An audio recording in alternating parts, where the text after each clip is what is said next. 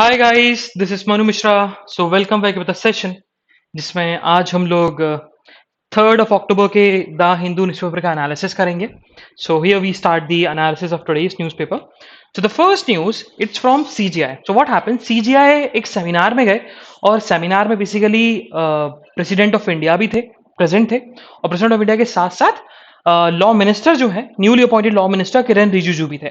उन्होंने क्या बोला कि कोलिजियम ने, उन्होंने जब स्पीच पे आया तो उन्होंने पोडियम पे उन्होंने बोला कि कोलिजियम ने 106 जजेस का नाम दिया था कि हाईकोर्ट में अपॉइंट होने चाहिए। उन्होंने 6 लोगों का नाम दिया था कि हाईकोर्ट में जजेस ये अपॉइंट होने चाहिए, बट उस पे गवर्नमेंट की तरफ से सिर्फ 7 लोगों का अपॉइंटमेंट हुआ है। गवर्नमेंट ने सिर्फ 7 लोगों का अपॉइंटमेंट किया है। हाँ, फिर उन्होंने ये भी बोला कि हाँ, मेरी बात हुई है लॉ मिनिस्टर से, और लॉ मिनिस्टर ने अश्योर किया है कि हम लोग थोड़ा सा रिव्यू करेंगे उन नामों के ऊपर जो आपने नाम भेजे हैं, रिमेनिंग नाम, उन पर हम रिव्यू करेंगे with in a short period of time. जो रिमेनिंग नेम्स हैं उनका भी अपॉइंटमेंट कर दिया जाएगा जो कोलिजियम ने भेजे हुए हैं। अच्छा, ये डेटा बता भी रहा है कि अगर हम बात करें तो around there are 7 high courts. Okay, there are 7 high courts in India जहां पर 50% से ज्यादा वैकेंसीज है, मतलब half half of the seats in the of the जज in the high court are vacant. Seats of the जजेस are vacant, जिसमें से तुम्हारा आंध्रा है, दिल्ली है, उड़ीसा है, गुजरात है, राजस्थान है, पटना है एंड तेलंगाना है। बाकी रिमेनिंग है 50% से कम है, बट वैकेंसीज हैं। Moving further, so LJP, this year only after the death of Ramvilas Paswan, तो एलजेपी जो है, Lok Janshakti Party, one of the state party in Bihar, उसके बीच में डिवीजन हुआ। तो एक फैक्शन बना आपका पशुपतिनाथ, जो कि पशुपतिनाथ पुष्कर, जो Pushkar, I am just forgetting the term right now, what the name of that person, Pashupati Kumar Paras. So जो कि रामविलास पासवान के ब्रदर हैं। एंड एक फैक्शन बना रामविलास पासवान के जो सन है, चिराग पासवान का। अब दोनों में देखा जाए डिवीजन हुआ, एलजी पार्टी थोड़ा डिवाइड हो गई। जब एलजीपी पार्टी डिवाइड हो गई तो देयर इज अ स्पेकुलेशन कि भैया कि सिंबल और जो स्लोगन है पार्टी का वो कौन यूज करेगा, और नाम कौन यूज करेगा, सिंबल, नाम, स्लोगन कौन यूज करेगा पार्टी का, कौन सा फैक्शन यूज करेगा। अच्छा, जब हम बात करते हैं कि पार्टी का सिंबल, पार्टी का स्लोगन, पार्टी का नेम, ये सारी चीजें election commission of India decide करेगा इस केस में। और election commission of India he decide करता है हमेशा, जब भी कोई पार्टी डिवाइड होती है, जब भी पार्टी में कुछ ना कुछ कॉन्फ्लिक्ट रेज होता है।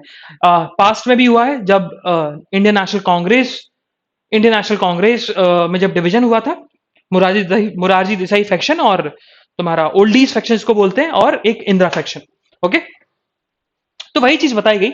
इलेक्शन कमीशन ऑफ इंडिया ने सिंपल सी क्लैरिफिकेशन दे दी है। उन्होंने बोला है कि अभी जो रिसेंटली बाय इलेक्शन होंगे in the state of Bihar, in the 2 seats of the legislative assembly of Bihar, उसमें एलजीपी पार्टी अपना नाम और सिंबल यूज नहीं करेगी, कोई फैक्शन यूज नहीं करेगी, ना ही पशुपति कुमार पारस, ना ही Chirag Paswan. Moving further, so government by a notification on 1st of October एक इनकम टैक्स में लॉ लेके आई, एक नया सेक्शन इंक्लूड किया। अब वो है क्या, देखो, नया सेक्शन बोलता है कि जिन जिन लोगों ने, जिन जिन कंपनीज ने गवर्नमेंट के ऊपर केस फाइल कर रखा था अबाउट द रेट्रोस्पेक्टिव लॉ। अच्छा, हुआ क्या था, अगर आपने वोडाफोन केस के बारे में सुना हो तो वोडाफोन केस हुआ क्या, तो पहले हच कंपनी हुआ करती थी, और Hutch company is basically it's an Scandinavian country, Scandinavian country की कोई कंपनी थी हच। उसके बाद वोडाफोन जो कि ब्रिटिश कंपनी है, उसको उन्होंने इनडायरेक्ट सेल के थ्रू वोडाफोन को सेल कर दिया, जो उसका भी जितना भी स्टेक था हच में, वोडाफोन को सेल कर दिया, तो वोडाफोन बन गया, वोडाफोन इंडिया में फिर आया। तो गवर्नमेंट ने बोला कि देखो, आपने सेल प्रोसीडिंग स्टार्ट करी, तो सेल प्रोसीडिंग से इंडियन गवर्नमेंट का कुछ टैक्स लगेगा। लेकिन सुप्रीम कोर्ट ने साथ दिया किसका, वोडाफोन का, कि भैया ऐसा कोई लॉ तो नहीं है, क्योंकि इंडिया में डील तो नहीं हुई, ये डील तो बाहर हुई है। अगर इंडिया में डील होती, प्लेस ऑफ बिजनेस अगर इंडिया होता, तो आप टैक्स लेते। इस बात पे वोडाफोन को सपोर्ट किया सुप्रीम कोर्ट ने। लेकिन 2 टाइप के लॉ होते हैं, सिविल लॉ, क्रिमिनल लॉ। तो क्रिमिनल लॉ रेट्रोस्पेक्टिवली कभी अप्लाई नहीं हो सकता, but civil law retrospectively apply हो सकता है अगर आप कुछ कंडीशंस को फुलफिल करो।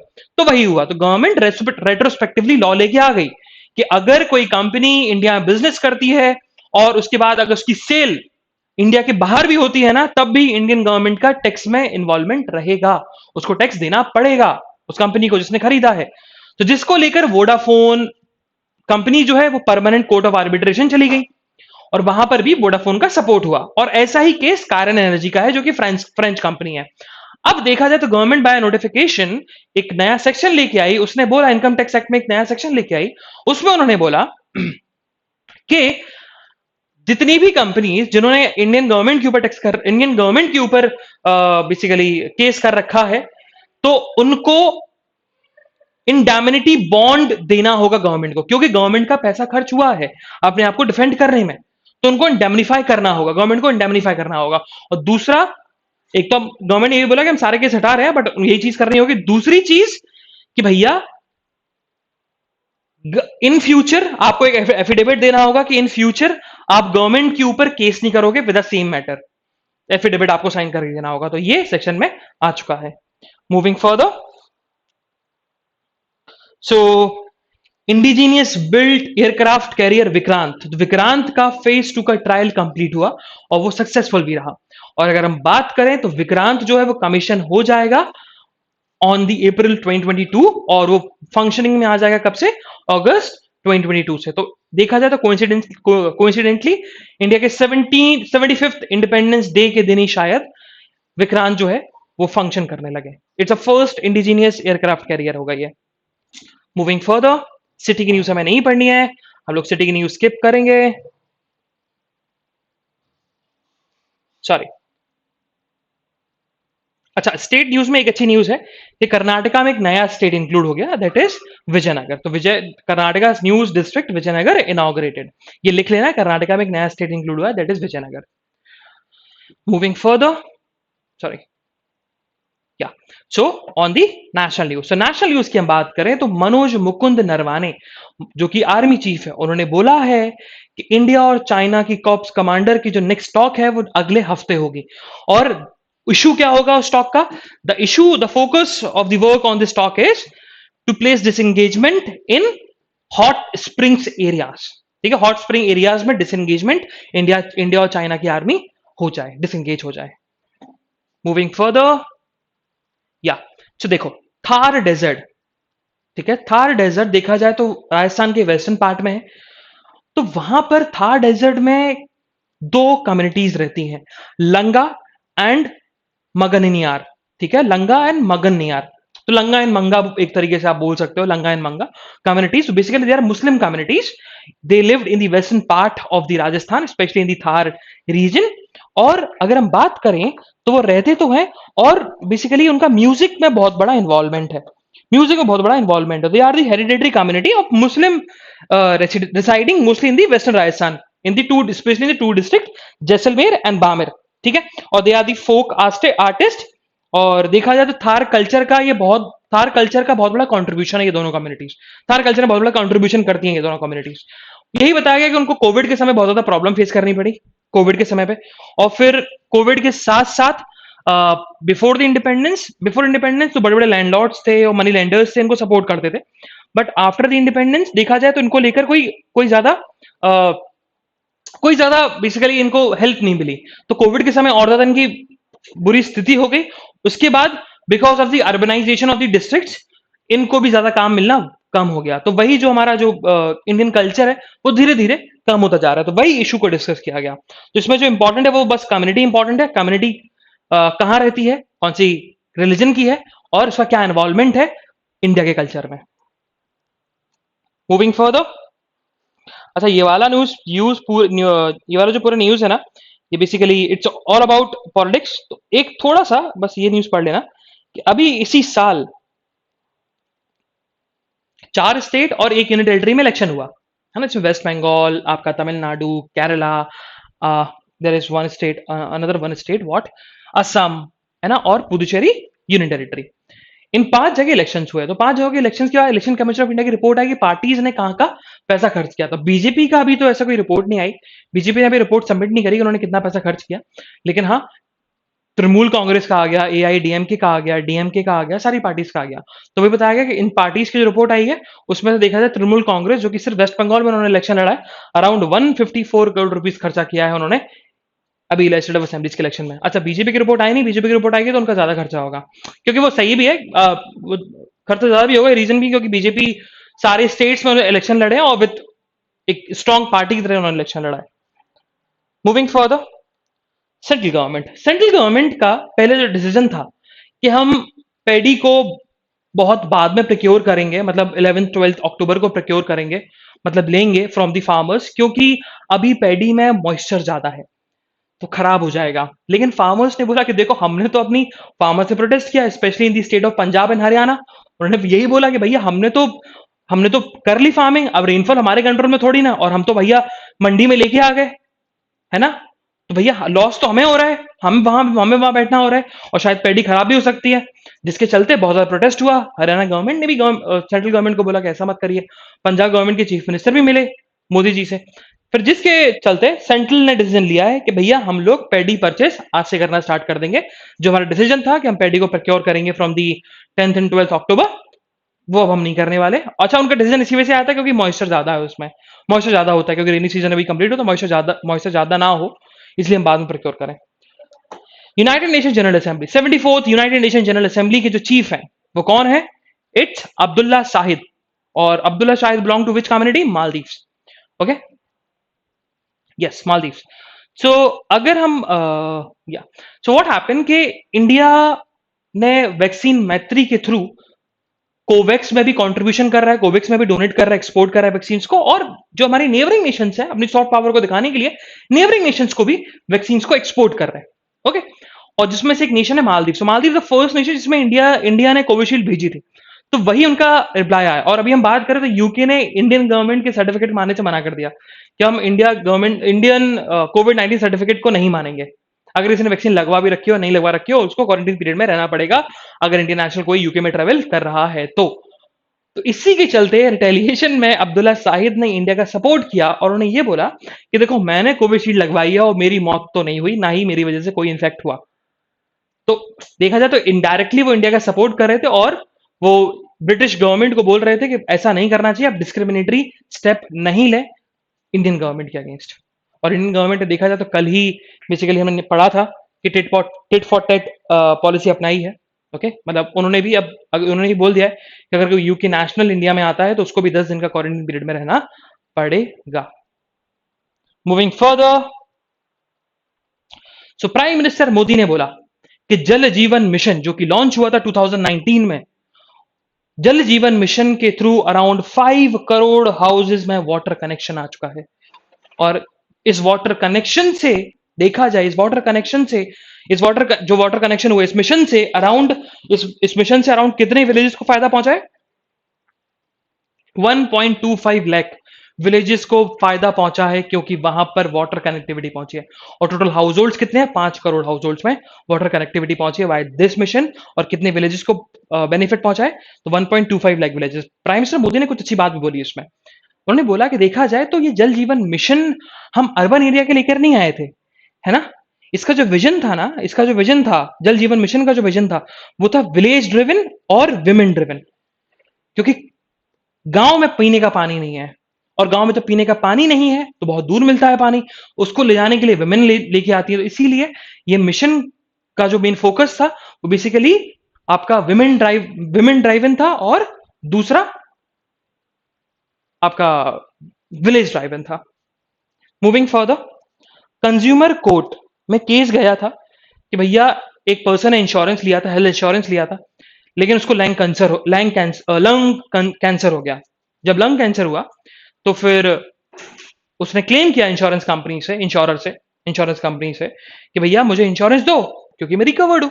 इंश्योरेंस कंपनी ने मना कर दिया। उन्होंने बोला कि भैया आप स्मोकिंग करते थे, इसके चलते आपको हम रिकवर नहीं करेंगे। और ये केस कंज्यूमर कोर्ट के पास पहुंचा। कंज्यूमर कोर्ट ने कल डिसीजन दिया। उन्होंने बोला कि देखो द पर्सन जो नॉन स्मोकर भी है, जो कभी स्मोक नहीं किया उसने जिंदगी में, उसको भी चांसेस है कि भैया उसको भी कैंसर हो जाए।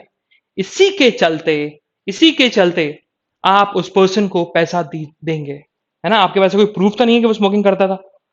Moving further from the world news, so Taiwan जो है उसने चाइना के जो एग्रेशन, चाइना का कल नेशनल डे था, 1 October is the national day of China.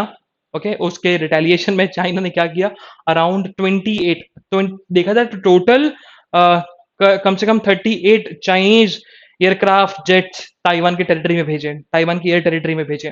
Taiwan ने उसको स्लैम किया और गलत बोला कि भैया ऐसा मत करिए, Taiwan is a democratic nation, और जो चाइना का रिटेलिएशन है वो इसलिए है कि वो डेमोक्रेसी खत्म करना चाहता है ताइवान से, और ताइवान को पूरी तरीके से कैप्चर करना चाहता है।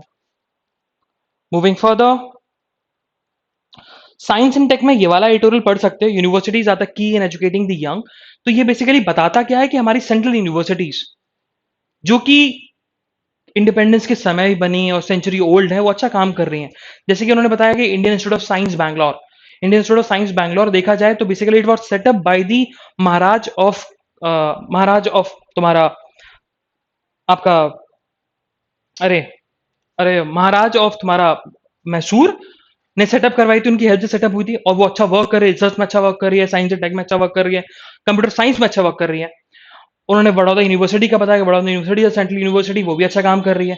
बहुत सारी यूनिवर्सिटी का नाम बताया, लेकिन उन्होंने ये बोला कि स्टेट यूनिवर्सिटीज जो है, जो कि इंडिया में 400 से भी ज्यादा स्टेट यूनिवर्सिटीज है, वो सही तरीके से काम नहीं कर रही, उन पे अच्छी रिसर्च नहीं होती जो पहले हुआ करती थी। जैसे जादवपुर यूनिवर्सिटी का उन्होंने बताया कि जादवपुर यूनिवर्सिटी एक समय में बहुत अच्छा काम करती थी। हाँ, एक स्टेट यूनिवर्सिटी को उन्होंने एक्सेप्शन में रखा, वो है पंजाब यूनिवर्सिटी। अब वो पंजाब यूनिवर्सिटी इस वजह से रखा एक्सेप्शन में क्योंकि लॉक्टस जो बीज हैं, लॉक्टस जो इंसेक्ट्स हैं, वो बेसिकली फार्मर्स को बहुत अफेक्ट करते हैं, उनके एग्रीकल्चर फील्ड को बहुत ज्यादा अफेक्ट करते हैं, तो उसकी स्टडी की गई कि कैसे एलिमिनेट किया जाए। ये सारी चीजों के बारे में बताया, तो बताया कि स्टेट यूनिवर्सिटीज को भी अच्छा काम करना चाहिए। Moving further, so the next news it's about, अच्छा ये एफएक्यू में दोनों चीज पढ़ना बहुत जरूरी है, ठीक है। तो पहला जो क्वेश्चन है वो ये है कि why government against caste census. तो इसमें से कुछ चीजें मैं समझा देता हूँ, ओवरव्यू समझा देता हूँ, क्योंकि मैंने और डिस्कस किया हुआ है कास्ट सेंसस के बारे में। तो मैं ओवरव्यू समझ लेते हैं कि है क्या ये। देखो, गवर्नमेंट ने 3 पॉइंट रखे, गवर्नमेंट ने जब एफिडेविट सबमिट किया था 3 पॉइंट रखे उन्होंने, और वही चीज में एक्सप्लेन की गई। उन्होंने पहला पॉइंट रखा, पहला पॉइंट क्या था कि भैया, उन्होंने पहला पॉइंट बताया कि देखो, जो हमने पास्ट में कास्ट सेंसस किया था, 2011 में कास्ट सेंसस किया था, socio economic and caste census 2011, उसका डेटा इतना फीजिबल नहीं है ना, उसका डेटा इतना एक्यूरेट नहीं है, फीजिबल नहीं है, जिससे हम कोई वेलफेयर स्कीम या वेलफेयर पॉलिसी बना सकें। उस डेटा के बेसिस पर हम कोई पॉलिसी नहीं बना सकते। सेकंड ये है कि जुडिशियरी जो है वो गवर्नमेंट को डायरेक्ट नहीं कर सकती कि आप कास्ट सेंसस करवाइए, because caste census a policy decision है ना, caste census is a policy decision, और जुडिशरी गवर्नमेंट को नहीं बोल सकती पॉलिसी इंप्लीमेंट करने के लिए। तीसरा पॉइंट उन्होंने रखा कि देखो, सेंसस, बहुत सारे लोगों का सजेशन है कि रेगुलर सेंसस जो होगा अभी सेंसस 2021, उसमें ही कास्ट सेंसस इंक्लूड कर देना चाहिए। लेकिन गवर्नमेंट का कहना है कि सेंसस जो होता है उसकी प्रिपरेटरी वर्क 3 से 4 साल पहले से स्टार्ट हो जाती है ना, और अगर अभी हम इस सेंसस में कास्ट सेंसस को जोड़ेंगे तो पूरा प्रिपरेशन जो है वो खराब हो जाएगा, और वो फीजिबल नहीं है और एडमिनिस्ट्रेटिवली पॉसिबल भी नहीं है। लेकिन एक क्वेश्चन एक और उठता है कि कास्ट सेंसस का बेनिफिट क्या होगा। तो कास्ट सेंसस का बेनिफिट ये होगा कि हम लोग जान पाएंगे जो रिजर्वेशन कितना देना है, पहला पॉइंट। दूसरा पॉइंट कि जो अगर हम कास्ट को अबॉलिश करना चाहते हैं तो उसके पहले हम अबॉलिश करना होगा क्या, कास्ट ड्रिवन प्रिविलेजेस। और कास्ट ड्रिवन प्रिविलेजेस को अबॉलिश करने के लिए हमें सबसे पहले हमारे पास डेटा होना चाहिए कि कितनी सोशो इकोनॉमिक कास्ट है जिनकी कंडीशन बहुत ज्यादा बैकवर्ड है, उनको प्रिविलेज की जरूरत है, तो उसके लिए हमें कास्ट सेंस कराने की जरूरत चाहिए। ये चीज पूरा एडिटोरियल में समझाया गया।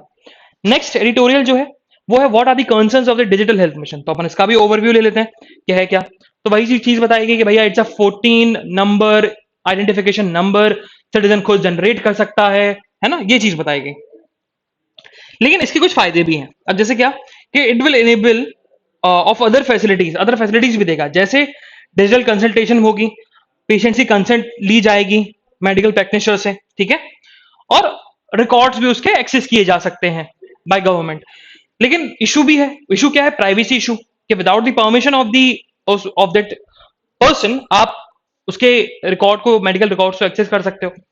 चैलेंजेस भी हैं, और चैलेंजेस क्या है कि देखो, इंडिया में पहली बार नहीं है डिजिटलाइज, पहली बार कोई कार्ड हुआ है नहीं, one nation one ration card भी डिजिटलाइज हुआ, आपका आधार कार्ड भी बना, आपका प्रधानमंत्री जन आरोग्य योजना कार्ड भी बना, लेकिन उसके जो बेनिफिट है, जो उसके बेनिफिट है, जो उसकी सर्विसेज हैं, जो उसके इंटाइटलमेंट्स हैं, वो अभी तक सक्सेसफुल नहीं पहुंचे पब्लिक को। कुछ लोगों को पहुंचे लेकिन बहुत सारे लोगों को नहीं पहुंचे। इसी के चलते ये चीज सक्सेसफुल होगी कि नहीं होगी, ये सबसे बड़ा चैलेंज है। सो यही है हमारा आज का एनालिसिस। हम लोग कल फिर मिलेंगे with some exciting news, some exciting current affairs. तब तक के लिए bye bye, have fun and enjoy your day. Bye bye guys. और हाँ, 2 October I have done the analysis, but वो अपलोड नहीं हो पाया बिकॉज स्टाफ जो था, जो अपलोड करते हैं, वो छुट्टी पे था, उनकी छुट्टी थी यार।